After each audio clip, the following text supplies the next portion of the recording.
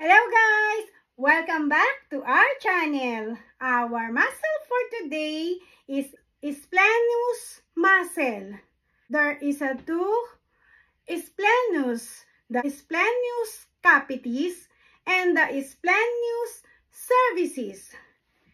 In these two splenus muscle, the deepest is the splenus capitis and the superficial is splenus cervicis. The splenius capitis is a thick, flat, like strap band. In Latin word, capitis means head. Splenion is a Greek word means bandage. Therefore, splenius capitis means bandage of the head. Let's start with the splenius capitis.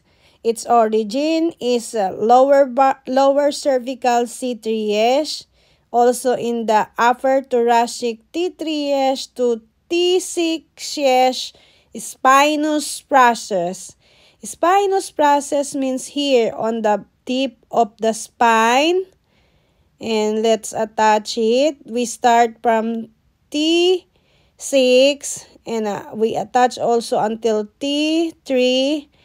And it goes all the way to its insertion, lateral half of nuchal line, and the mastoid process of the temporal bones. The action of this muscle is extension of the neck in bilateral, but in unilateral, it's lateral flexion of the neck to the same side and rotation of the neck to the same side. And splenius muscle is also assist in supporting the head in the erect position. Let's start on splenus cervicis. The origin is from spinous process of T3 to T6. Let's attach it. I start with T6, then goes up to T5, T4, then T3. Then attach it to its insertion, posterior tubercle of transverse process from C1 to C3. Transverse process is the lateral side of the spine. And let's cut it. And the action of the splenus cervicis is exactly the same of splenus capitis. They're helping each other in an action extension of the neck.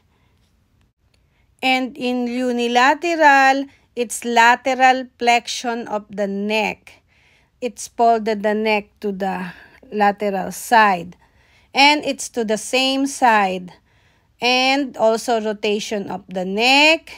And the splenus cervicis and the splenus capitis is helping each other to assist in supporting the head in the erect position. Please subscribe to my channel.